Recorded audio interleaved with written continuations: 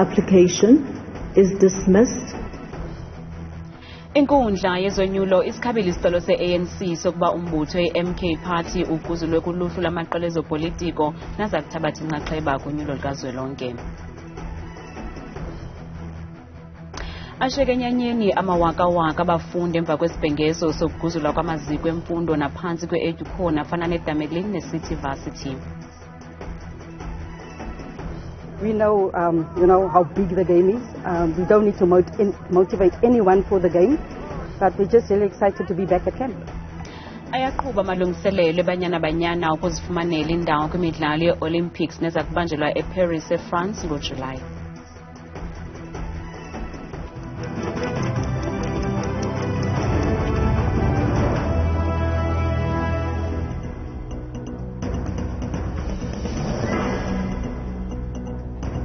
Sinamkele kwiindaba zethu ngokuhlwanje ndami ndodwa ndihamba nophumza sikhumba noyitoliki yolwimi lwezandla Bhotani Mzontsundu.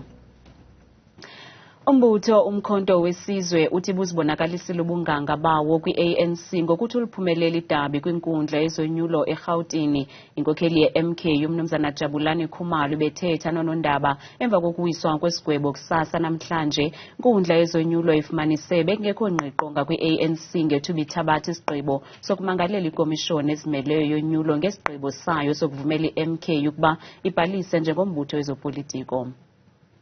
The application is dismissed with no order as to cost. Ichitha isimangalo se-ANC, inkundla yezonyulo ithe lo mbutho ubunalo ixesha elaneleyo lokucela umngeni ukubhaliswa komkhonto wesizwe kwi-IEC, kodwa yakhetha ukwenza oko ngoJanuwari walo nyaka. The ANC's explanation is irrational because it doesn't come close to justifying its delay in bringing the application late. It is not impugning the decision of the DCO made on 4th August 2023. It is therefore irrelevant that it only became aware of this letter in January 2024.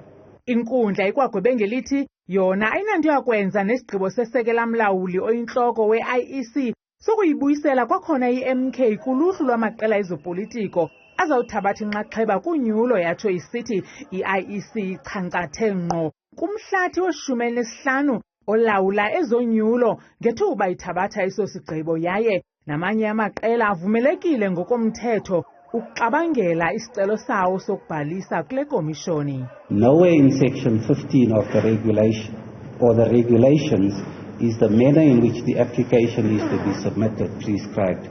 Importantly, the section does not require an applicant to comply fully at the first go. Abalandeli be-MK badyushe ngaphandle kwenkundla bonwabele esi sigwebo. Iphefumla i-MK ityhola ngelithi i-ANC iqhala ukwenza ilungelwe. Kumnandi kuthina sinokhuluma nje namhlanje ukuthi i-ANC le arrogance enayo itholile namhlanje ukuthi imali zayo ezisebenzisayo ukuthi ikwazi ukuthola izinto ihlulekile namhlanje. Basazoqhubeka bahluleke.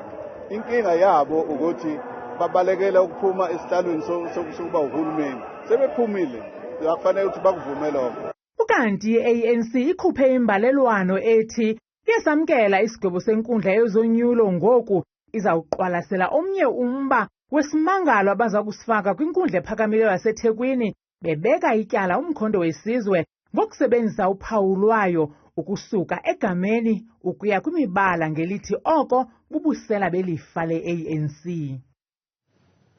Ikomishoni ezimeleyo yonyulo i-IEC namhlanje ikhuphe uluhlu lwabagqatswa bemibutho ezakuthabatha inxaxheba kunyulo likazwelonke namaphondo ngomhla wama-29 kuMeyi walo nyaka. Ukhutsha kolu luhlu kuza kunika uluntu ithuba lokuhlaba amadlala luphinde luphikisane nabanye abagqatswa. Umhlalutyi wezopolitiko umnumzana Lieto Nthoba uphawule ngolu luhlu. Particularly it shows how small the pool actually is that we have to choose from as the electorate. Even the parties have to choose from when they're trying to get candidates onto the candidate lists. And I think that in particular is always going to be a sore point. You saw somewhat on the DA list, that on the national to national list, and on one of the provincial lists, one of the candidates appears twice. And so I think those small incidents are going to be part of a much greater problem, because some people start out as independents, as the IEC noted, and at times want to transfer into a party because of what power the parties have and what draw they have on the electorate. And so those are going to be some of the growing pains.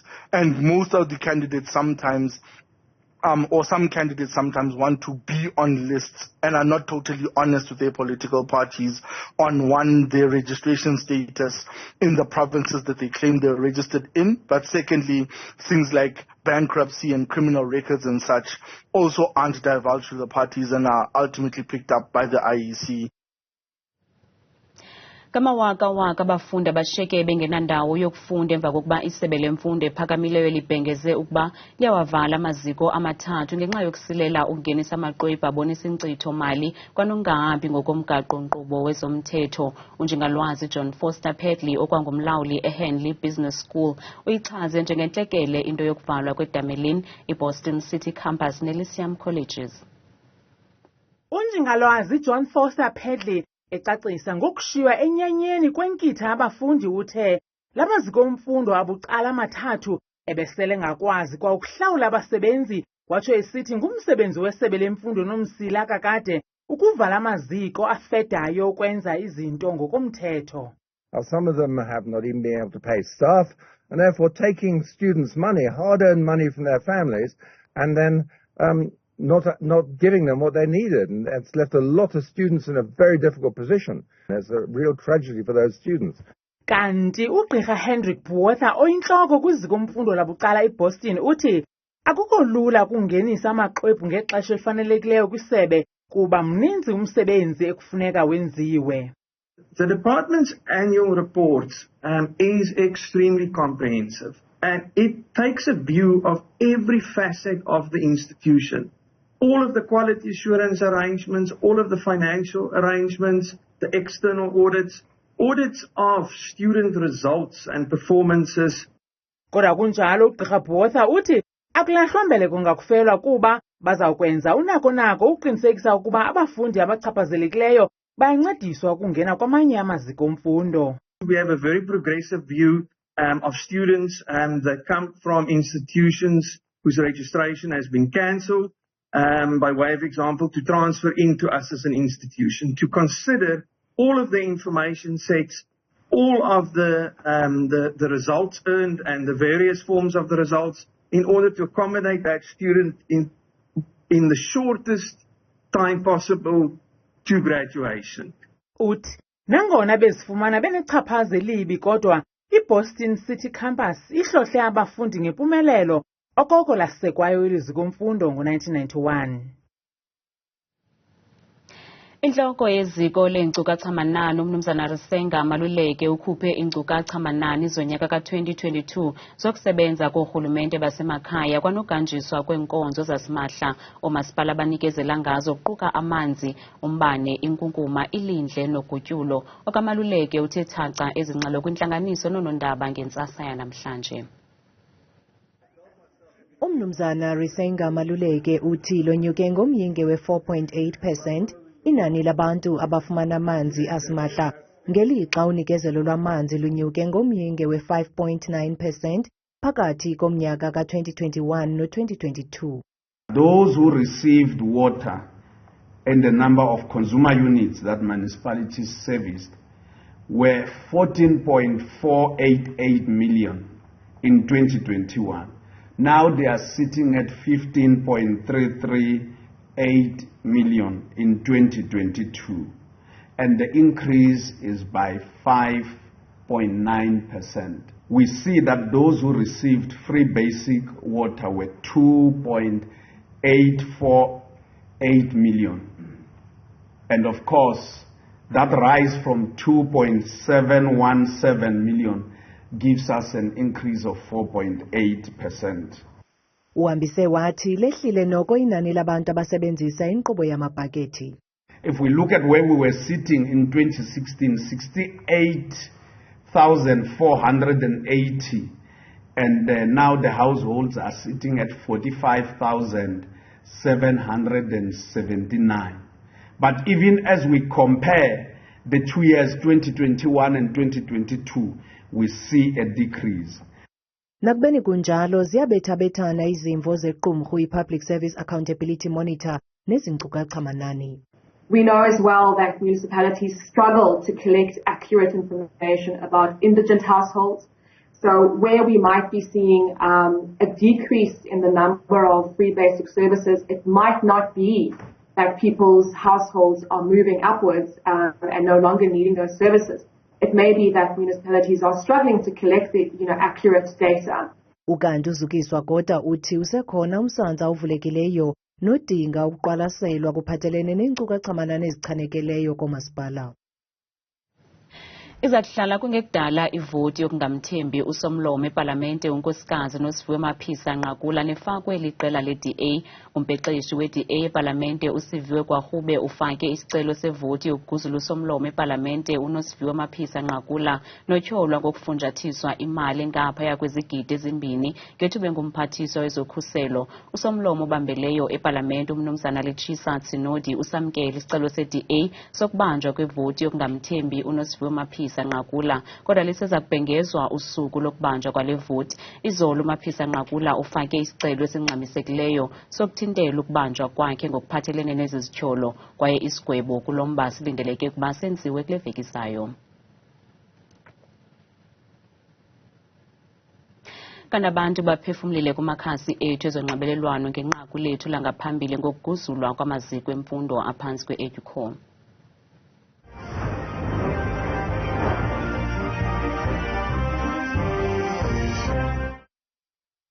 Sendizawubhala ke kungcono uba urhulumente uzobakhangelela kwezinye iindawo bethu nabantwana bangahlali nje.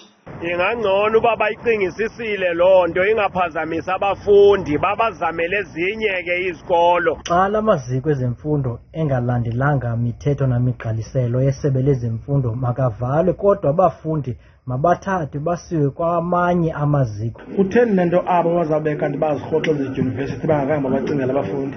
Noko umsasazo wami ingathi babehashi kakhulu ngokolwam uluvo. Iyaxhalabisa nxa zake bekho abantu basilelayo ukwenza umsebenzi wabo.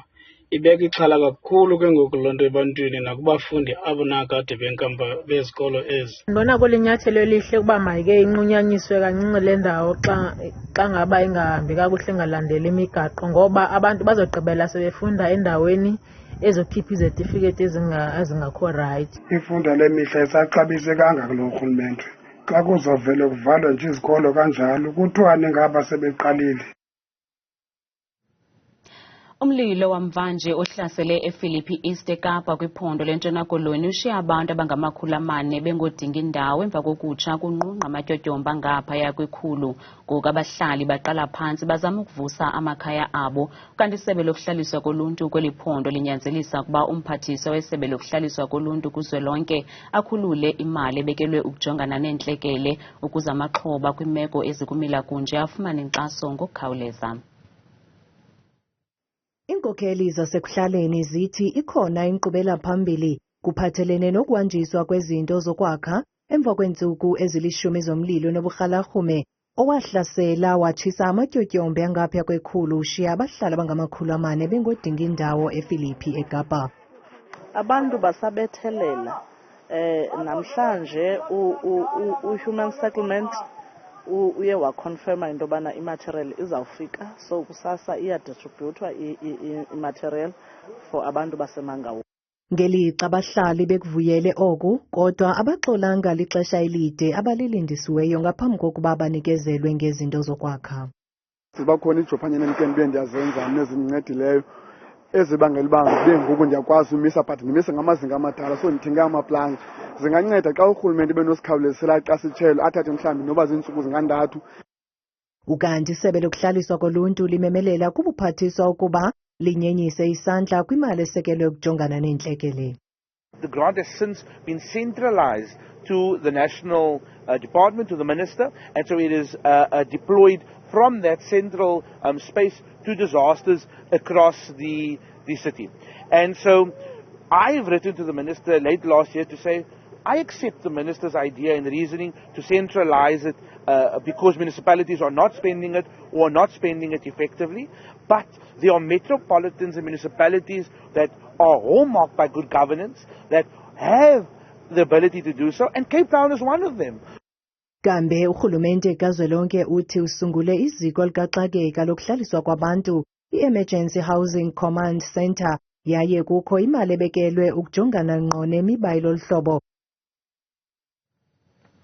Isebe lophuhliso loluntu lixhalabile linani eliphezulu labantwana abalahlwayo ngabantwana abangaphaya kwama250 abalahlwe phakathi kukaJuni noDisemba kulo nyaka uphelileyo. Uninzi lwezi ziganeko zokulahlwa kwabantwana zehle kwiphondo laKwaZulu-Natal, iFreystata naseNtshona Koloni. Usodolophu wesixeko saseRhawutini uMnumzana Kabelo Kwamanda uthe thaca indlela ezawusetyenziswa sesi sixeko ukulondoloza amanzi, ukanti isebe lamanzi nogutyulo belinesithunywa kwesi sibhengezo esenziwe eRhawutini namhlanje okuze emva kokuba abahlali kwesi sixeko bengenamanzi kweziveki ezimbalwa zigqithileyo.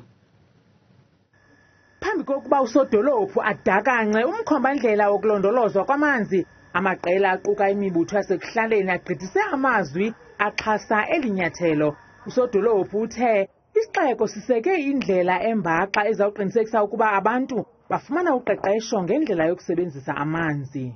We must educate and empower our citizens to make informed choices about their water usage.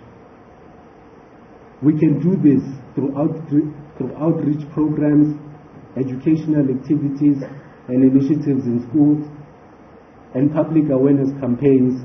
Phantsi kweengongoma ezisibhozo ezigxila kwiindlela zokulondolozwa kwamanzi kwesi sixeko, ubuxhakaxhaka bale mihla ububalule njengenye indlela ezawusetyenziswa ukuthintela iimpuphuma. We can minimize our collective water footprint and ensure a more sustainable future for all. It is also imperative that we acknowledge the significance of including flood protection.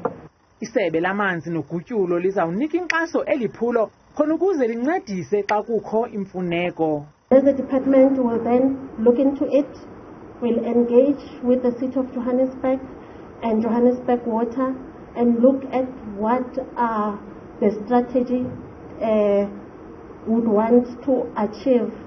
Kulindeleke ukuba isixeko simisele ezizicwangciso kungekudala.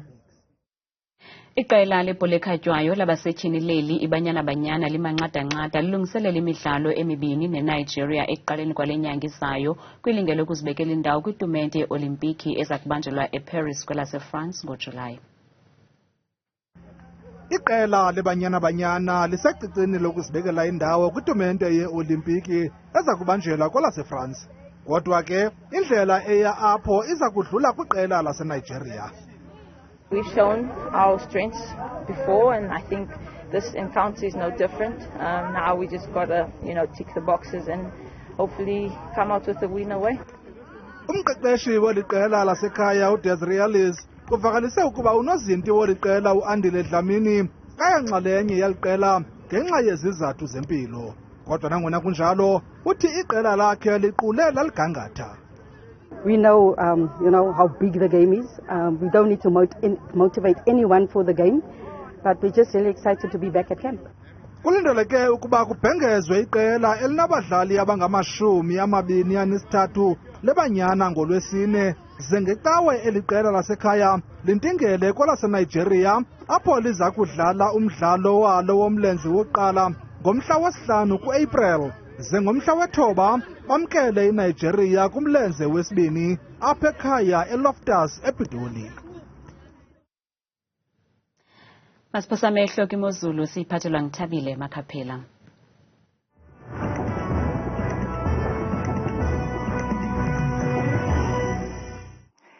Xa siwusonga bethu nolurhatyi uvimba kudeska kamadikela enkulu yendaba nam bethuna mandithabatheka lokhu ithuba ndiqabudamkela iqonga lam lemozulu bethuna mna ke igama lam kaloku kuthabile Makhaphela uMamthembu ungoza. Namhlanje ke nangomso nantsi bethuna inkangeleko yemozulu.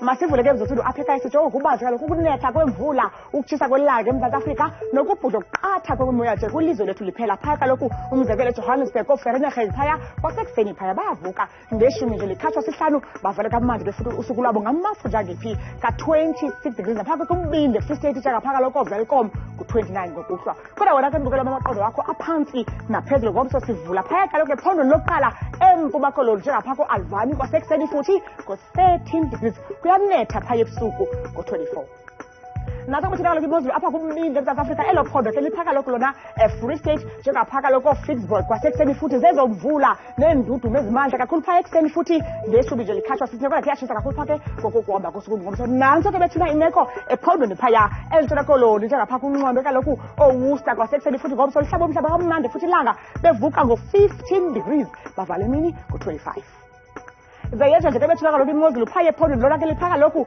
eNorthern Cape njengapha kooSpringbok neendawo ezikufuphi phaya kwasekuseni phaa bevuswa ngo-16 degrees baqukumbela usuku bukele ngamafutha ngephi ka-28 benje nje bona phaya ephondweni kuse-northwest ngomso kwasekuseni futhi phaa kumantla weli phondo njengapha kaloku eRustenburg ekuseni nje phaa kaloku nasemini futhi ngo-16 degrees bayalivala usuku kamnandi nje ngo-29 besina kaloku yenza nje imozulu apho kaloku eGauteng njengapha kumazantsi welo phondo phaya kooSprings ngo-14 phaya ekuseni ke akhona amafutha ngephi phaa xa bevala usuku lwabo futhi ngamashumi nje nesihlanu nantso kaloku ubukela imozulu apha ephondweni lethu elikumantla apha eMzantsi Afrika lona ke lo phondo kaloku liphaya eLimpopo njengapha koophalaburu ekuseni futhi bevuswa ngelaa shuku kaloku likhatshwa sisibhozo baliqugubele kaloku belivala futhi ulaa suku qabaqaba nje ngamafu ka-31 nathi kwakhona futhi bekhona imozulu kaloku phaya empumalanga njengapha koMalahleni ekuseni futhi bevuka ngo-14 degrees kuyabanda phaya ebusuku futhi ngaye kaloku la 26 bethuna kaloku masithathe ithuba siqakumbela kaloku imozulu lethu phaya ngephondo lethu lokugqibela phaya kwaZulu Natal indawo ethatha uphakama kakhulu phaa kwelaa phondo njengapha kaloku ePongola ngo-18 degrees kapha kumazantsi futhi elaa phondo eKokstad ku-14 degrees phaya ekuseni baluvala usuku kamnandi nemvula nje ezingephi zika-20 bethuna ke itsho imeko apha kwibhesika yam yemozulu mna ndithandeka kangaka xesha elimyole